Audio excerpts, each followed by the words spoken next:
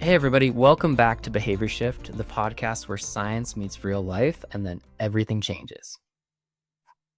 Everything changes, Ben. I don't know. It's a little broad. I mean, I don't think everything changes. A lot might change after listening to this, but All everything. right, that's fair enough. This isn't going to change the oil in your car, but it's going to make a lot of behavioral changes in your life to make things better. So I'll meet you in the middle All there. right, all right, all right. Yeah, but all right. So we got it. So today we're gonna dig into something that explains why you suddenly find yourself sprinting towards a finish line after you've been dragging like halfway through this race, right? And it's called the goal gradient effect. Yeah, this one's really cool. And trust us, once you understand this one, you're going to start seeing it everywhere. And I see Kurt's kind of looking a little skeptical, so maybe we won't see it everywhere, but we will see a lot of it. And it's one of those things that once you notice it, you really can't unsee it. It is ingrained in a lot of things that we do.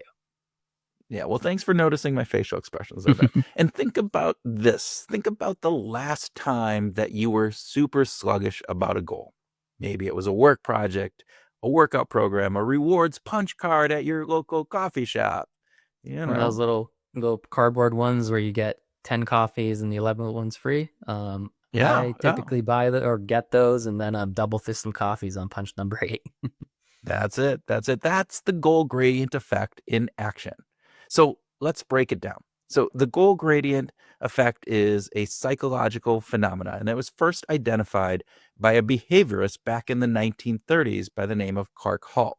Yeah, we're going all the way back to 1932, and he was doing study with rats. Now, I'm not saying that we are like rats, but we are kind of like rats. And what he noticed and what they studied subsequent after this with other animals is that rats ran faster through a maze once they could see the goal. So they actually start off in the maze pretty fast, but then they slow down. They're actually the amount how fast they're walking through the maze is measured, and it was slowed down a lot until they got to see the cheese, and then they ran for it, right?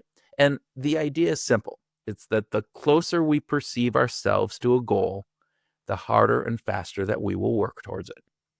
And this is because our brains literally start fast and then they slow down in the middle of our journey towards our goal. And then at the end, they ramp up effort as the finish line comes into view.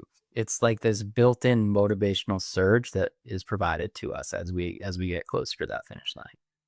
Yeah, and it's not just theory. There's lots of studies, not just studies with rats. And we talked about this in one of our past episodes, the study with Ron Kivitz and the coffee punch cards that you even kind of said, hey, I get to 8 and I start to hurry up. But he had this study where they had 10 punches on one card or 12 punches on another, but 2 were already filled in.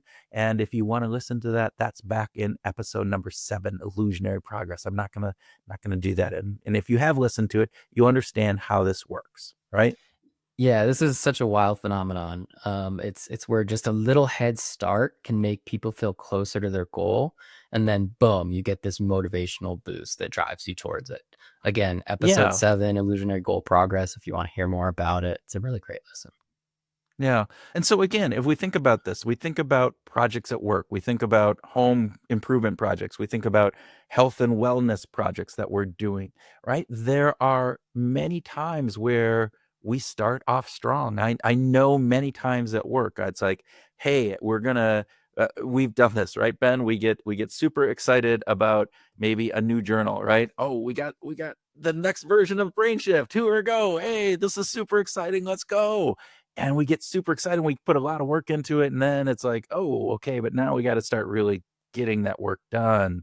And oh, I got to go and I got to research this a little bit and that little bit, and it's like it slows down. But then we get to the part, right, where all of a sudden things are starting to come together, and it's like, hey, we're pretty close to that end. We're getting there.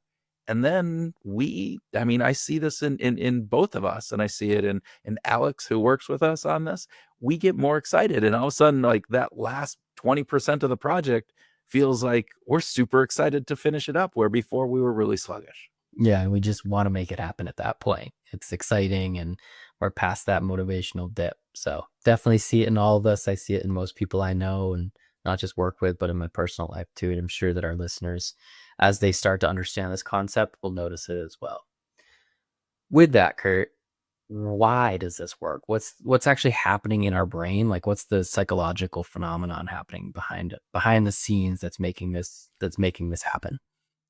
Yeah, so there's a few things, Ben, right? So first is proximity to a reward increases its perceived value. This is again what Hull kind of saw with the rats, right? The closer the reward, the more we want it, the more the rats want it, the more that we feel like, oh, it's there and that's salient to me now. And that anticipation drives action.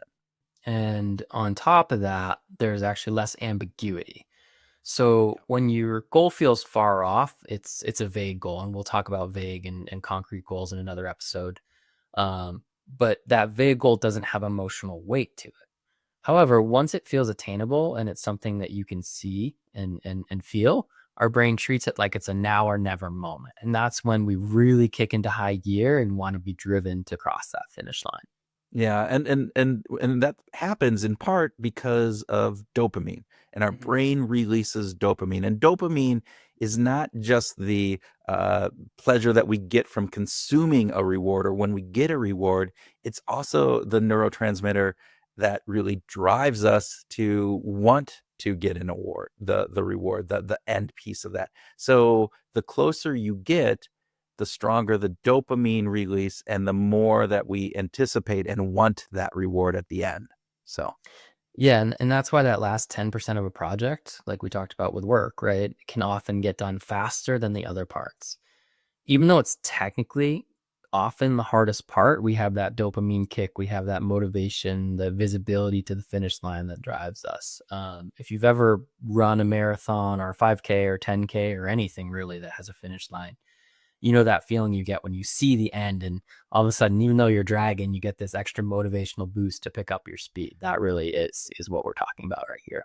yeah, so true. It's so true when we see that goal, we see that little tape there, that line that we have to cross and that 5K where you were like half kind of just stepping through and all of a sudden you're sprinting at the end. It's amazing. It's amazing how that works. It is pretty cool. So now we understand the fundamentals behind this. Let's go ahead and make it useful. How can our listeners actually take this concept and leverage the goal gradient effect within their lives? All right. So here's a few ideas, just a few to get started, right? And we've talked about this before. First, and probably one of the best things is to break those big goals into smaller milestones. Don't just focus in on the lose 30 pounds, but create visual check ins for every 5 pounds. Progress trackers are your friend, really. They're good. And with that, use visual progress trackers, right? Use visual cues, progress bars, checklists, streak counters. They all work because they show that you're getting closer and closer to that goal, and that helps keep you going. It has that dopamine release in different pieces, right? You can also build in artificial head starts, just like that coffee punch card trick that we talk about in episode 7 and just kind of talked about here. But if you actually can pre punch some boxes, it already feels like you're beginning that progress. So when you start a thing, look at all the things that you've already done. So when we're creating this behavior shift journal volume 4, right? We can all start and go, look at how far we already have because we have the layout. We have what this is going to look like. We know the different pieces. And wow, if we put that on a tracker, we'd go, wow, we're a third of the way done already, even though we haven't really started it at all.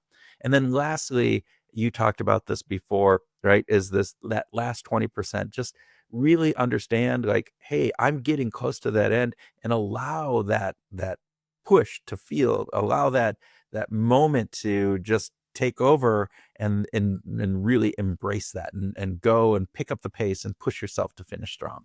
So, kind of an example that I think we can look at is, I'm trying to get the landscaping done in my yard, and I'm in that middle point, right, where I'm like, "Ugh, gotta keep going, gotta keep going." So some things that I could do to build that motivational boost are to not look at it as this large landscaping project, but to break it down into small, manageable tasks. Like, what can I do to get this garden ready? Can I, spreading mulch, putting in some edging. Each of those are little individual tasks that I can celebrate when it's done and I can enjoy, and I can sit back there and say, look, we got this finished and it's nice and it feels great. And that's something that we can actually put on a physical tracker and check off too, right? So it's not just about those celebrations of milestones, but it's actually, hey, maybe it's a whiteboard in my office and I cross each one off and put a big check mark there and it feels awesome.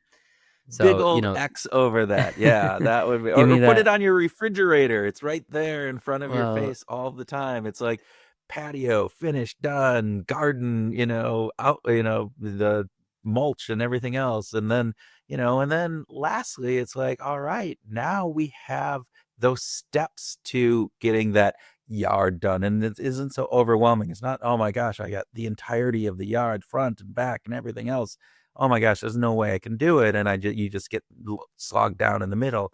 Now you're just setting up those small little wins, doing all the things that we talked about. And you've already done some work. So you can go look at all what I've already done. You can make that list and you can check mark things off already. So there you mhm. go. Yeah, Yeah. exactly. So very cool. Lastly, and not to push journaling again, but keep a journal. That might be another way of really tracking your progress, seeing how far you've come and make those remaining steps feel really doable.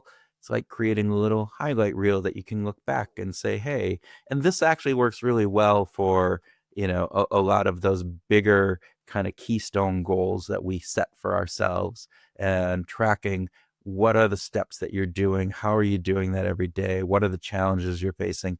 All of that helps in putting that all together. It does. So with that, here's your challenge for this week. Look at a goal that you're working on right now and then ask yourself, how close does this goal feel? And if that answer is not very like it is for many, how can you reframe it or track it in a way that makes that progress more visible and easier to comprehend? Because the truth is you might be closer than you think. And if you can see that, your brain will kick into high gear. It really will. So, with that, we will catch you next time on Behavior Shift. Until then, keep looking for your finish lines, find them, and sprint like they're right in front of you.